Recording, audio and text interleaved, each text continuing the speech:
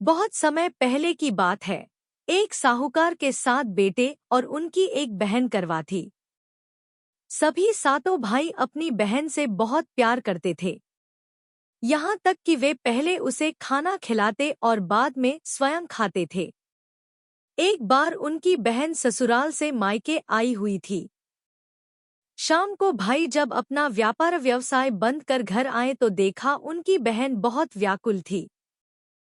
सभी भाई खाना खाने बैठे और अपनी बहन से भी खाने का आग्रह करने लगे, लेकिन बहन ने बताया कि उसका आज करवा चौथ का निर्जल व्रत है और वह खाना सिर्फ चंद्रमा को देखकर उसे अर्घ्य देकर ही खा सकती है। चूंकि चंद्रमा अभी तक नहीं निकला है, इसलिए वह भूख प्यास से व्याकुल हो उठी है। सबसे छोटे भाई को अपनी बहन की हालत देखी नहीं जाती और वह दूर पीपल के पेड़ पर एक दीपक जलाकर चलनी की ओट में रख देता है। दूर से देखने पर वह ऐसा प्रतीत होता है कि जैसे चतुर्थी का चांद उदित हो रहा हो। इसके बाद भाई अपनी बहन को बताता है कि चांद निकल आया है, तुम उसे अर्घ्य देने के बाद भोजन कर सकती हो। बहन खुशी के मारे सीढ़ियों पर चढ़कर चांद को देखती है, उसे अर्घ्य देकर खाना खाने बैठ जाती है।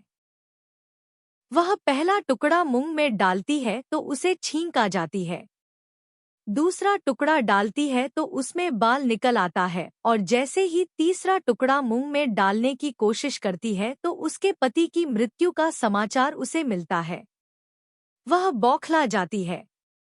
उसकी भाभी उसे सच्चाई से अवगत कराती है कि उसके साथ ऐसा क्यों हुआ।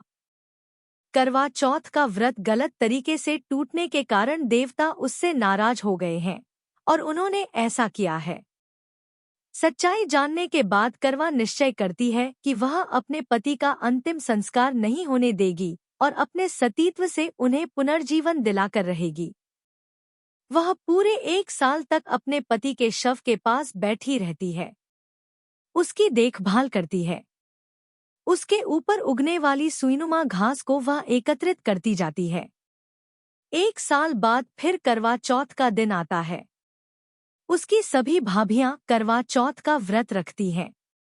जब भाभियां उससे आशीर्वाद लेने आती हैं, तो वह प्रत्येक भाभी से यम सुई ले लो, यह सुई दे दो, मुझे भी अपनी जैसी सुहागिन बना दो, ऐसा आग्रह करती है। लेकिन हर बार भाभी उसे अगली भाभी से आग्रह करने का कह चली जाती है।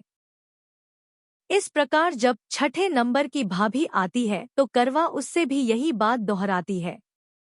यह भाभी उसे बताती है कि चूंकि सबसे छोटे भाई की वजह से उसका व्रत टूटा था, अतः उसकी पत्नी में ही शक्ति है कि वह तुम्हारे पति को दोबारा जीवित कर सकती है।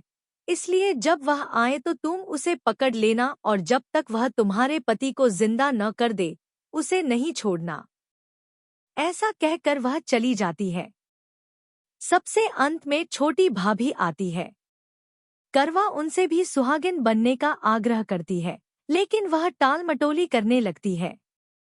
इसे देख करवा उन्हें जोर से पकड़ लेती है और अपने सुहाग को जिंदा करने के लिए कहती है। भाभी उससे छुड़ाने के लिए नोचती है, खसोटती है, लेकिन करवा नहीं छोड़ती है।